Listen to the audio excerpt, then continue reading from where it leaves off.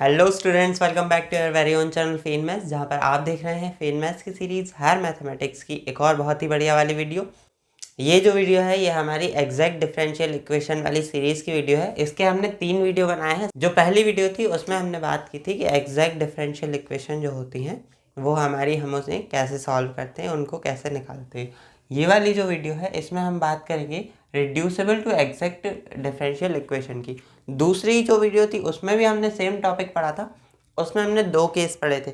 थोड़ा सा अगर रिवाइज करें तो देखो, फर्स्ट केस हमने पढ़ा था जिसमें हमारी जो इक्वेशन थी वो होमोजीनियस थी, यानी कि समघात थी। तो उसका हमने निकालना सीखा था कि एक समघात इक्वेशन जो होती है, समघात समीकरण होता है, उसको हम कैसे एग्जैक्ट में कन्वर्ट करते हैं। एक केस हमने पढ़ा था कि जो हमारी जो इक्वेशन होती है वो हमारी m d x plus n d y के फॉर्म में होती है। तो ऐसी इक्वेशन में अगर हमारा m में से y कॉमन आ रहा हो और n में से x कॉमन आ रहा हो तो हम उस इक्वेशन को अगर इस तरीके से लिख सकते हो तो हम उसको कैसे सॉल्व करते हैं, ये हमने इस वाली इक्वेशन में सीखा था। आज हम बात करेंगे थर्ड केस की। वैसे तो टोटल इसमें 5 केस होते हैं, बट हम इसमें 4 केस पढ़ेंगे क्योंकि जो थर्ड और फोर्थ है वो हम एक ही बार में पढ़ लेंगे। तो हम पढ़ पूरे 5 ही रहे हैं, बस 4 के फॉर्म में पढ़ने हैं। ठीक है, तो हम बात करेंगे केस थर्ड की। ठीक है, ये हमारा केस थर्ड है।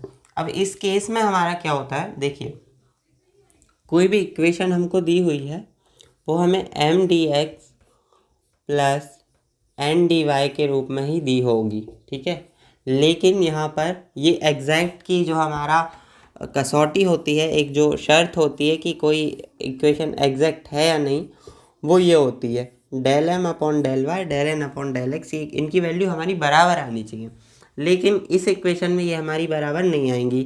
ठीक है, और ये जो ये जो इक्वेशन है ये हमारी ना होमोजीनियस होगी और ना ही ये इसमें से y कॉमन आ रहा होगा और इसमें से x कॉमन आ रहा होगा।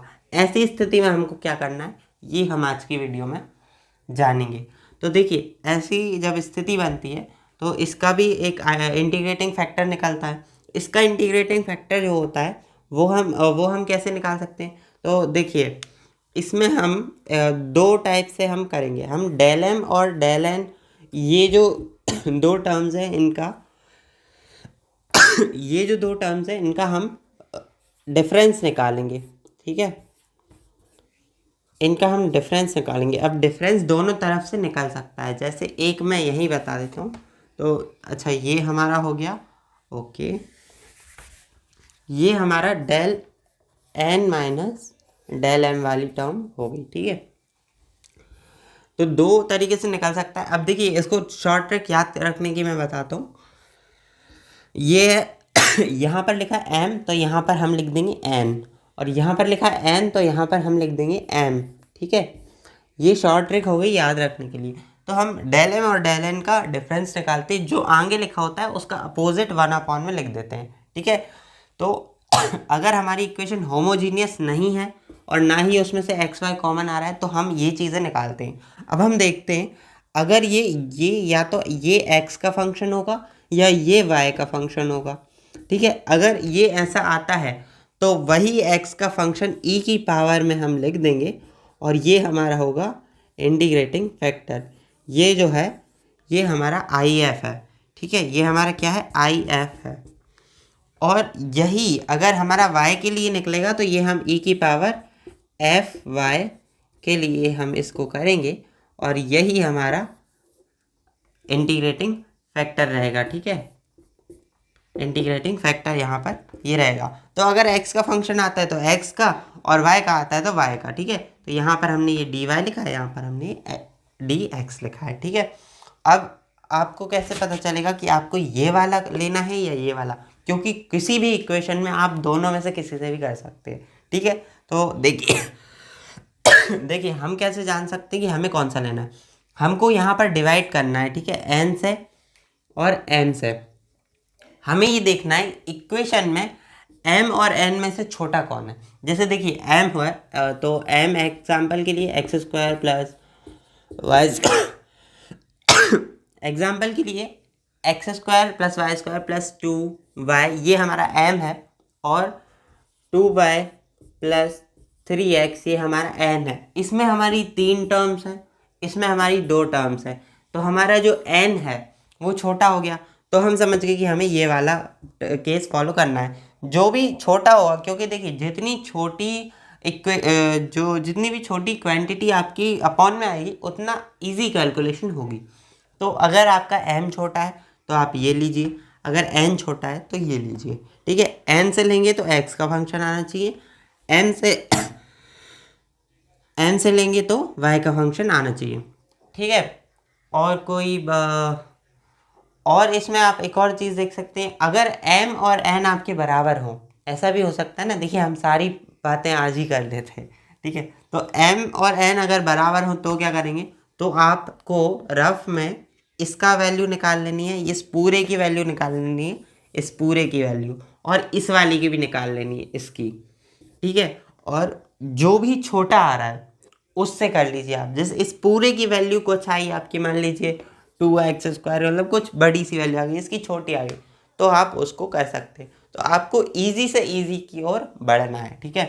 तो क्विक रिकैप करते हैं। हमारे पास इक्वेशन है, ना होमोजीनियस है, ना उसमें एक्स वाई कॉमन आ रहा है। हम क्या करेंगे, del M upon del Y और del N upon del X का डिफरेंस निकालेंगे।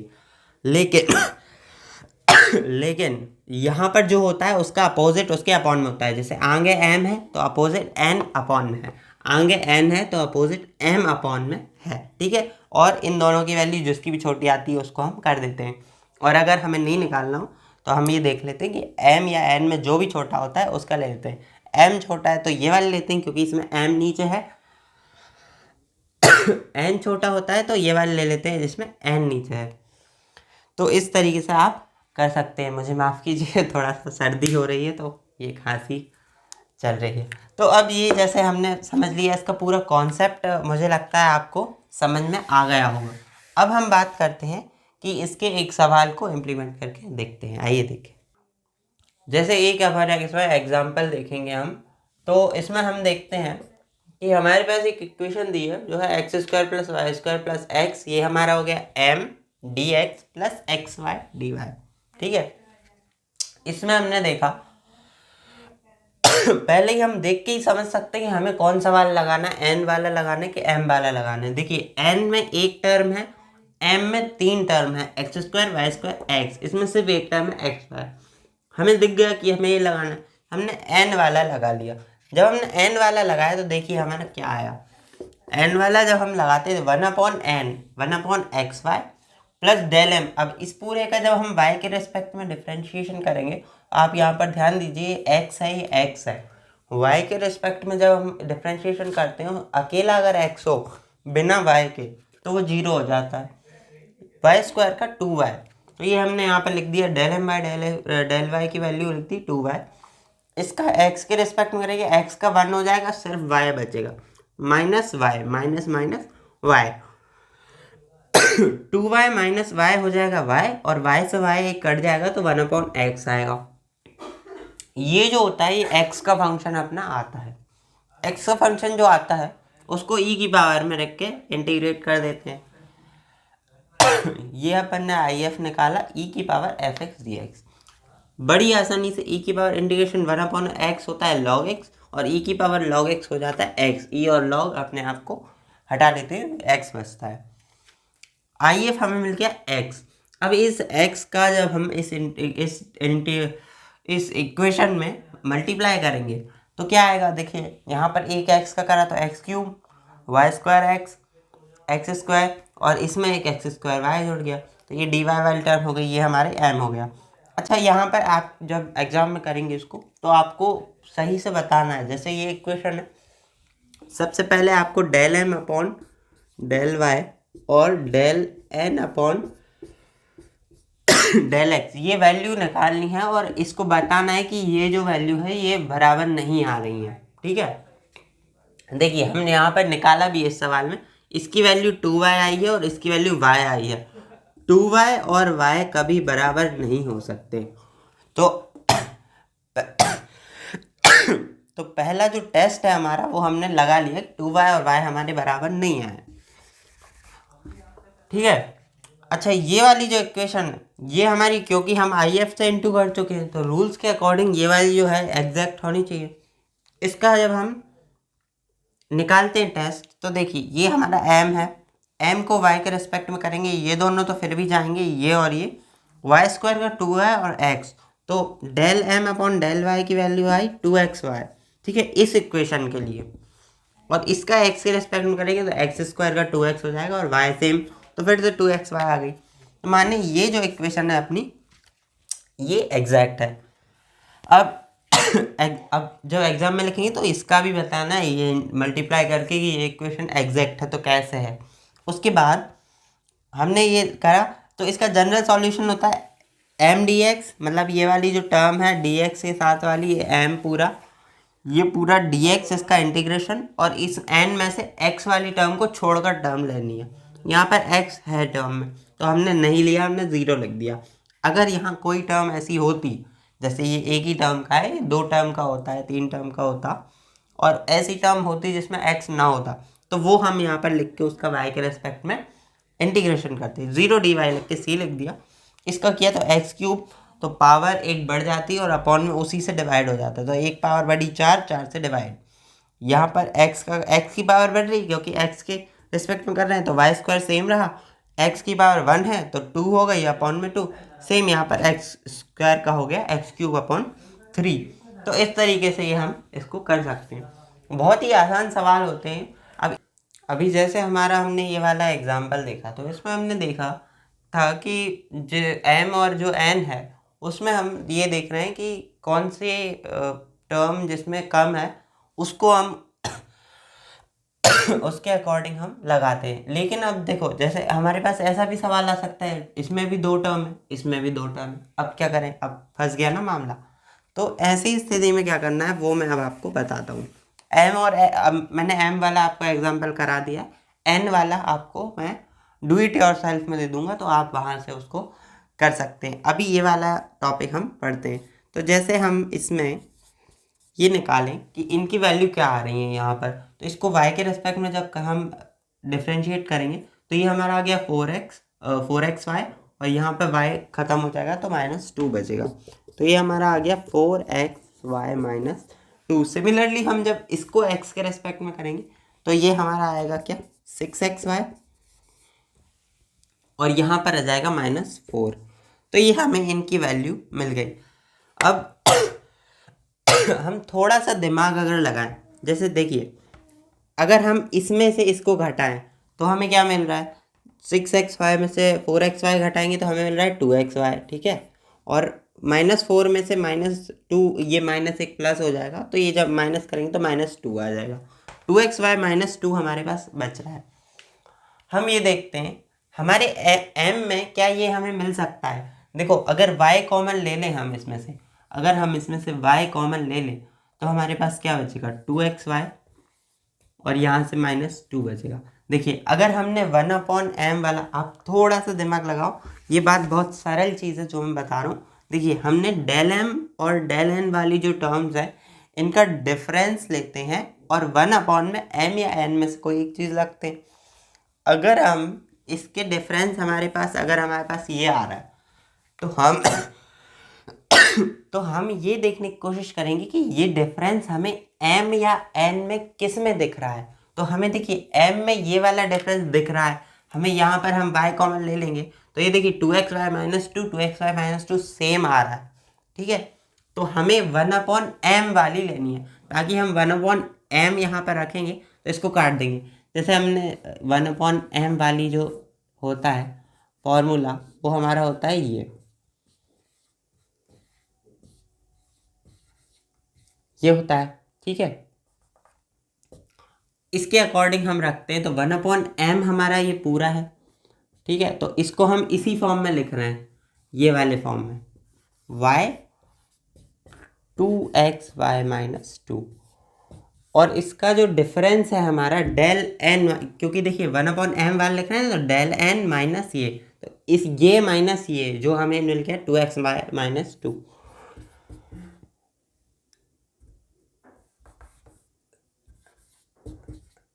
ये यहाँ पे हमें मिल गया, तो इससे हम इसको काट देंगे तो हमारे ये इस पूरे की वैल्यू आई 1/y बचा सिर्फ। तो हमारे इस पूरे की वैल्यू आ गई 1/y। इसको हम e की पावर में रख के इंटीग्रेट करते हैं 1/y dy। ठीक है, तो 1/y है, सेम एज पिछले सवाल में जैसे था, तो सेम ये हमारा फॉलो होगा। तो क्योंकि अगर इंटीग्रेशन में अगर आपको थोड़ी कोई भी दिक्कत है तो आप इंटीग्रेशन का एक डेडिकेटेड बहुत अच्छा वीडियो मैंने चैनल पर डाल रखा है, उसमें पूरा इंटीग्रेशन एकदम ज़ीरो लेवल से कवर किया गया है, तो वो आप उसमें देख सकते हैं। तो ये सेम पिछले सवाल की तरह आएगा। ये हमारा आ जाएगा log x, 1/y है, log x नहीं सॉरी log y आएगा, तो log y आ जाएगा। और इसको जब हम सॉल्व करते हैं तो हमारा फाइनली y बचता है। ठीक है, तो ये हमारा आ गया क्या, आई एफ आ गया हमारा। ठीक है, तो आई एफ वाई आ गया। y से इस पूरी जो इक्वेशन है इसमें हम मल्टीप्लाई कर देंगे। y से करिए 2xy³ माइनस 2y², ये आ गया आपका m, और इसमें हम y से एक बार जब करेंगे तो 3x² y² माइनस 4xy। अब ये वाली जो टर्म हमारी आ गई और dy, तो ये जो इक्वेशन हमारी आ गई ये हमारी एग्जैक्ट है। ठीक है, तो इसका हमें निकालना है। अब हम इसके लिए डेल एम डेल वाई की वैल्यू हम इसमें अलग से निकाल सकते हैं।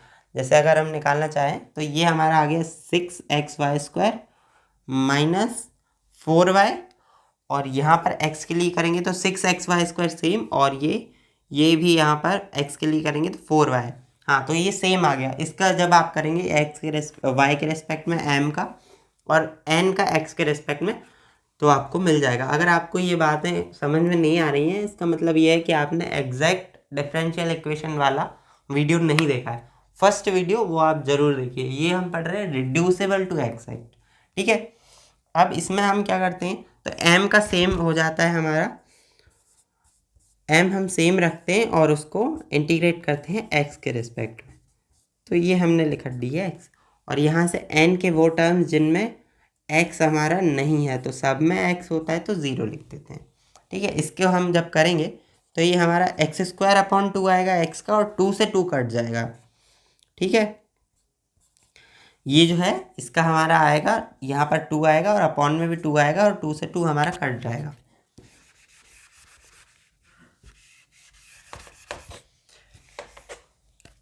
फिर ये हमारा y³ तो सेम रहेगा, माइनस यहाँ पर एक x हमारा बढ़ जाएगा। ये हम सब इंटीग्रेशन कर रहे हैं, बेसिक इंटीग्रेशन है, और ये हमारा आंसर आ गया। तो इतना सिंपल ये सवाल हमारा था।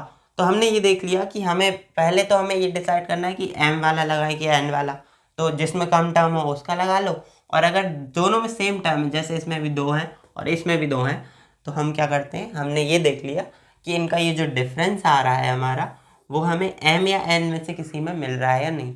अगर आपको दिक्कत होती, कोई मान लीजिए बहुत कठिन सवाल आप कर रहे हैं जिसमें आपको ये भी नहीं दिख रहा है कि इनका जो डिफरेंस है वो हमें इसमें नहीं मिल रहा है, तो आप क्या करिए, रफ पेज में इसकी वैल्यू निकाल लीजिए, इस पूरे की, और सेम n वाले की वैल्यू निकाल लीजिए, और आपके पास जो आंसर आए, जैसे इसका आंसर आपके पास आया था 1/y। ठीक है, उसका कुछ आता आंसर, तो जो आंसर आए आप ये देख लीजिए कि e की पावर में किसको रख के आप इंटीग्रेट कर पा रहे हैं आसानी से, उसके हिसाब से आप कर लीजिए। अब ये तो हमने देख लिया केस नंबर 3।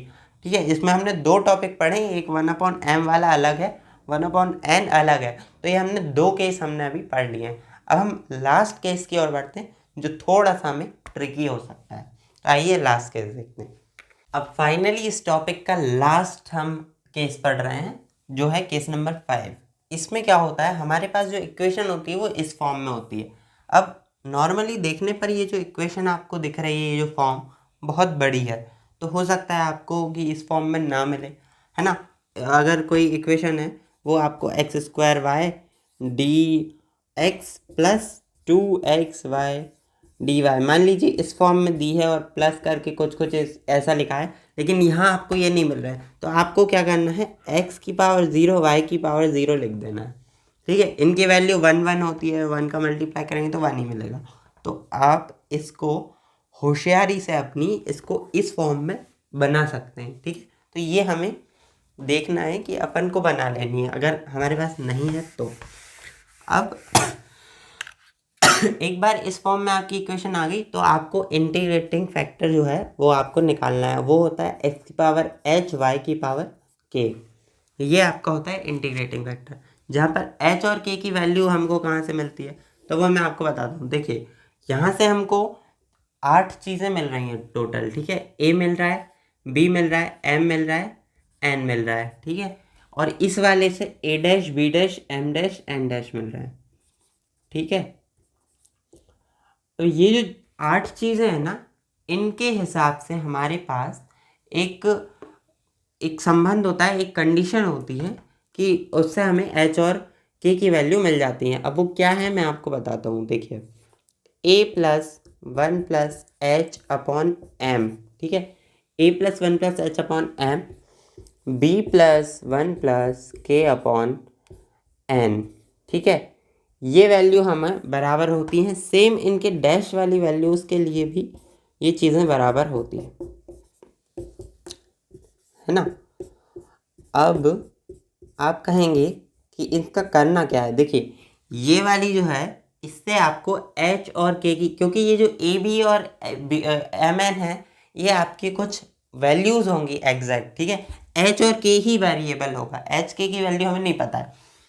इस वाली से हमें एक इक्वेशन मिलेगी, इस वाली से हमें एक इक्वेशन मिलेगी, ठीक है। फिर उस इक्वेशंस को हमें उन दोनों को सॉल्व करना है h और k के लिए, और h और k की हमें अलग अलग वैल्यू निकालनी है और उसको इस वाले फॉर्म में पुट करके और आई एफ से इस इक्वेशन में जो भी इक्वेशन दी है इसमें मल्टीप्लाई करके निकाल लेंगे। एक बार रिवाइज करते हैं क्विकली। हमारे पास इस फॉर्म में इक्वेशन होगी, नहीं होगी तो हम ए बी की वैल्यू 0 रख के बना लेंगे किसी तरीके से। उसके बाद हमें यहाँ से ए बी और M N, A dash B dash M dash N dash की वैल्यू मिलेगी, जो हमें ऐसे हम लिख लेंगे। उसके बाद हमारे पास ये दो कंडीशन है, एक इक्वेशन इससे बनेगी, एक इक्वेशन इससे बनेगी। इन दोनों से जो इक्वेशन बनेगी उनको सॉल्व करेंगे, एच के की वैल्यू मिलेगी, उसको इसमें रखेंगे और इक्वेशन में मल्टीप्लाई करके उसको एग्जैक्ट बना लेंगे, ठीक है। अगर अभी भी थोड़ा डाउट है थोड़ा सा रुक जाइए, मैं एक एग्जांपल आपको दिखाता हूँ। बहुत इजी टॉपिक है, आपको बहुत खुशी होगी, ठीक है। अब इस वाले जो सवाल के लिए आपको एग्जांपल्स मिलते हैं वो कुछ इस टाइप से मिल जाते हैं, ठीक है। तो ये आपके लिए एक इक्वेशन दी है, इक्वल में हम 0 लिख दिया, है ना। अभी ये इक्वेशन हमारी इस फॉर्म में है कि नहीं ये देखते हैं। देखिए यहाँ पर x और y वाले टर्म्स नहीं है तो उनको x पावर 0 y पावर 0 हम मान लेंगे। उसके बाद एम वाई डी एक्स है, देखिए m 2 है, m की जगह पे 2 है, ऐसे n की जगह पे यहाँ पे 3 है, सेम है। यहाँ पर एक्स वाई वाली टर्म है, 2 एक्स्ट्रा है तो 2 को अंडर मल्टीप्लाई कर दीजिए आप, ठीक है। तो एम डैश एन डैश की वैल्यू 2 के मल्टीप्लाई के बाद मिलेगी, है ना। अभी ए बी की वैल्यू 0 0 आ गई, x power 0 y power 0, m की एम की वैल्यू 2 आई, एन की वैल्यू 3 आई, ए डैश बी डैश की वैल्यू 1, एक्स वाई की पावर्स हैं ए डैश बी डैश, ठीक है। एक्स की पावर ए डैश है और वाई की पावर बी डैश है। इस वाली इक्वेशन से कंपेयर कर रहे हैं हम तो कुल मिला के, ठीक है। 2 अंदर लिया तो एम की वैल्यू 6 और एन की वैल्यू 8 आ गई, ठीक है। अब जब ये हमारे पास वैल्यूज़ आ जाती हैं तो हमारे पास दो कंडीशंस होती हैं जिनसे हम इक्वेशंस को बना लेते हैं। पहली कंडीशन होती है ए प्लस, मैं लिख देता हूँ, A plus one plus H upon M होती है, और बी प्लस वन प्लस के अपॉन एन होती है, ठीक है। एक कंडीशन ये होती है। ए बी की वैल्यू क्या है इसमें 0 प्लस 1 तो 1 सेम ही रहेगा, और एच तो एच प्लस 1 हो गया, यहाँ के प्लस 1, ठीक है। ए बी की वैल्यू 0 है तो 1 प्लस एच 1 प्लस के सेम लिख दिया। एम की वैल्यू क्या है हमारी 2 है, और इसकी वैल्यू क्या है एन की 3 है। इन दोनों को सामने रखिए, ठीक है। इसको इसके बराबर में हम रखते हैं के प्लस 1 अपॉन 3, ठीक है। ये हमारा इसका काम हो गया। इससे हमें इक्वेशन मिलेगी, हम देखते हैं इक्वेशन क्या मिलती है। देखिए 3 इधर जाएगा मल्टीप्लाई में 2 उधर जाएगा तो ये मिलेगी हमें 3h माइनस 2k, ठीक है। ये 2 उधर जाके इधर आएगा तो माइनस का हो गया, और ये क्या हो गया 3 है तो ये 3 उधर जाएगा तो इक्वल में -1 मिलेगा। ये हमारी एक इक्वेशन हमें मिल गई है। इसी हिसाब से इसको आप जब अच्छे से सॉल्व करेंगे कॉपी पे तो आपको यही मिल रहा है।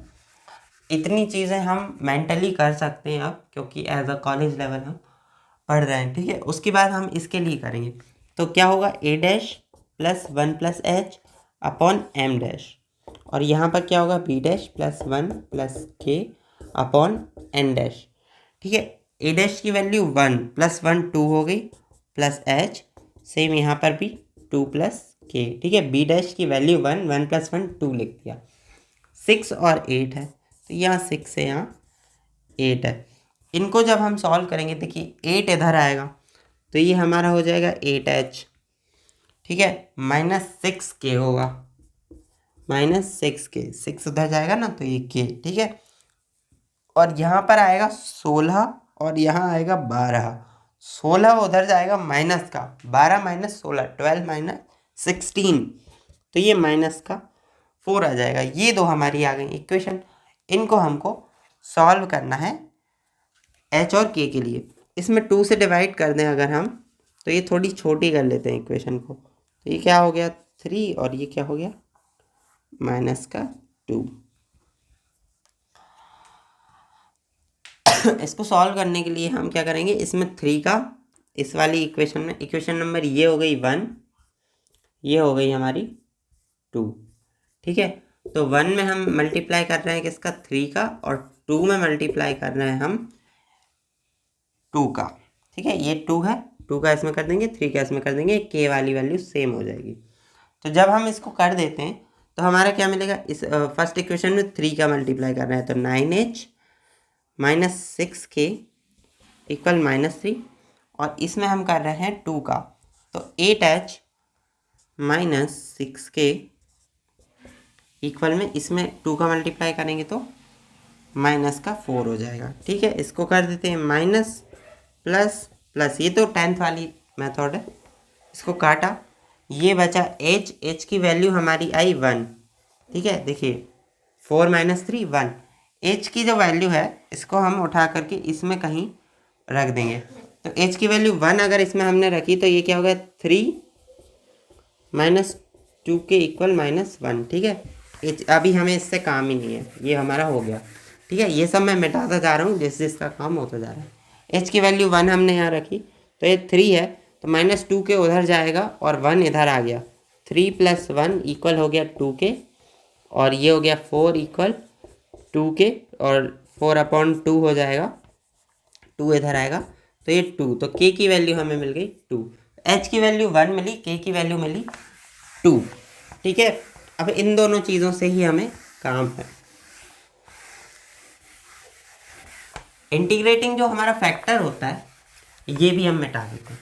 इंटीग्रेटिंग फैक्टर होता है IF इक्वल x की पावर h y की पावर k, तो h की वैल्यू मिली हमें 1 और y की k की पावर मिली, k की वैल्यू हमें मिली 2, तो ये हमारा इंटीग्रेटिंग फैक्टर आ गया xy स्क्वायर से इसमें मल्टीप्लाई कर दीजिए, इस पूरी इक्वेशन में xy स्क्वायर से मल्टीप्लाई कर दीजिए, तो यहाँ क्या आ जाएगा, देखिए 2xy³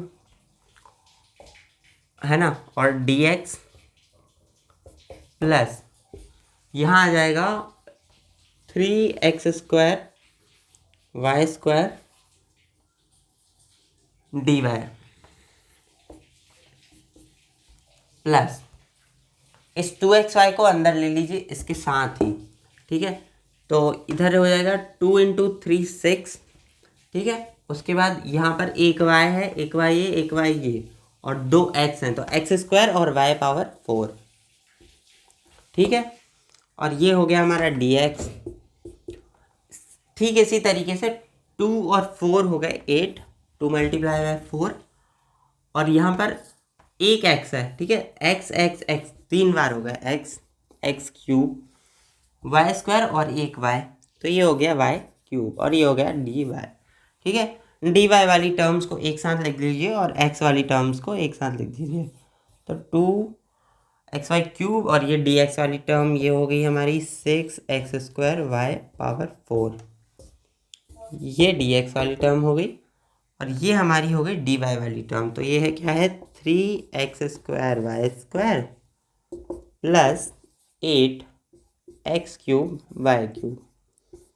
ठीक है, और ये हमारी होगी dy वाली टर्म। तो देखिए अभी ये वाली जो इक्वेशन है ये हमने एग्जैक्ट बना ली है। टेस्ट करके देख लेते हैं फटाक से। तो इसमें हम m है, m को y के रेस्पेक्ट में करिए। तो y के रेस्पेक्ट में जब करेंगे तो ये क्या आ गया, 4 आगे आया और y² हो गया। ठीक है, 2 आगे आया, सॉरी ये 3 आगे आएगा तो ये 6 है, 6। और ये 3 - 1 तो ये 2 हो गया। प्लस यहाँ पर भी 6 है और ये y पावर 4 है तो 4 आगे आएगी तो 24 हो गया और x²y³। ये हमारी del m upon del y की वैल्यू हमारी आई है। इसकी वैल्यू निकालते हैं del n upon del x की। तो ये x² है तो x² x हो जाएगा, आगे आ जाएगा ये, तो 6xy², 6x²y सेम आ गया। यहाँ पर भी करेंगे तो 3 आगे आएगा तो 3 × 24 और x²y³। तो 24x²y³। तो ये वैल्यू हमारी आई है del n upon del x की। ठीक है, तो ये वैल्यू जब हमारी बराबर आ गई, देखिए सेम आई है ये वैल्यू हमारी सेम आई है, यानी कि ये वाली जो इक्वेशन है हमारी ये वाली। ठीक है, तो ये हमारी एग्जैक्ट हो गई। फाइनल इक्वेशन जो है आपकी क्या है, ये मिली है हमको सॉल्व करने पर।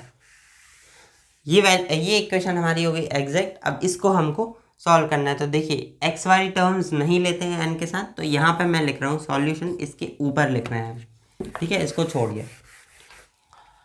Integration of 2xy³ plus 6x²y4 ये dx प्लस यहाँ से तो x वाली टर्म को छोड़ना रहता है, दोनों में x आ रहा है तो 0, dy = c आ गया। ठीक है, ये प्लस है ना, तो ये इक्वेशन हो गई। और इसका आंसर मैं यहाँ पर नीचे लिखता हूँ। अब यहाँ पर थोड़ा सा मैंने मैस कर दिया है ज़बरदस्ती में, इसको आप मेरे को इसके लिए माफ़ कीजिए। ये इक्वेशन है, ये आप थोड़ा ऊपर लिखना और ये सॉल्यूशन है। तो यहाँ पर x है, x का होगा x²/2, 2 से 2 कट जाएगा तो xy³ प्लस यहाँ पर x² है तो 2 + 1 अपॉन 2 + 1 तो अपॉन में 3 आएगा। 3 से 6 अपन काट देंगे 2 बार और इक्वल में तो c, ये वाली टर्म तो कोई 0 है। ठीक है, तो ये हमारा आ गया आंसर। तो फाइनली हमने इसका जो 5th केस था वो भी हमने पढ़ लिया है। अब ये जो है हमारा फाइनल इसका आंसर आ गया। तो हमने 5 केसेस पढ़े कि कैसे हम अलग अलग इक्वेशंस को रिड्यूस करके एग्जैक्ट बना सकते हैं और जो इक्वेशन पहले से एग्जैक्ट है उनको कैसे हम सॉल्व करते हैं। तो ये तीसरा वीडियो था। और अगर आपने ये वीडियो देखने के पहले अभी तक मेरा एग्जैक्ट वाला जो वीडियो था, जो 2 वीडियो पहले गया था, वो नहीं देखा है तो उसकी लिंक यहाँ पर आई टैब पे है, तो यहाँ से क्लिक करके आप तुरंत देख लीजिए। और उसके बिना इसको देखना थोड़ा सा सारहीन है, तो इसलिए मैं आपको बोल रहा हूँ। और दूसरा मेरे मैथमेटिक्स बेसिक्स की सीरीज़ है, तो उसको भी आप देख सकते हैं। सवालों में जो हम छोटे छोटे इंटीग्रेशन और डिफरेंशिएशन करते हैं, वहाँ पर मैंने अच्छे से शांति से और बिल्कुल 0 लेवल से बताया। मतलब अगर आपको थोड़ा बहुत भी डाउट है या आपको बिल्कुल बेसिक से ही पढ़ना है, आपने बिल्कुल पढ़ा ही नहीं है इंटीग्रेशन, तो भी आप उन वीडियोस को देख के बहुत अच्छे से इंटीग्रेशन सीख सकते हैं। इंटीग्रेशन और डिफरेंशिएशन आपके कॉलेज लेवल के जो सवाल हैं उनमें बहुत ज़्यादा आते हैं, तो वहाँ से आपकी हेल्प हो जाएगी। और अगर आपको पहले से आते हैं, मान लीजिए अगर आते हैं, तो भी आप वो वीडियो देखिए ताकि आपका एक रिवीजन हो जाएगा। तो आज की वीडियो में बस इतना ही। मुझे उम्मीद है कि आपने मुझे यहाँ तक देखा है, मतलब आपको ये सब समझ में आ रहा है। और अगर आ रहा है तो आप इन वीडियोस को लाइक कर सकते हैं और अपने फ्रेंड सर्कल में ज़्यादा से ज़्यादा शेयर करेंगे, मुझे अच्छा लगेगा। आप ज्ञान जो है वो बांटने से बढ़ता है, तो आप ये वीडियोस को शेयर कीजिए ज़्यादा से ज़्यादा और अपने दोस्तों में फैला दीजिए। और जो भी आपके आसपास सराउंडिंग्स में मैथमेटिक्स से हायर एजुकेशन में है, उन सभी को ये वीडियो दिखाइए। आपने मुझे यहाँ तक देखा, उसको देखने के लिए आपका बहुत बहुत धन्यवाद। जय हिंद, जय भारत।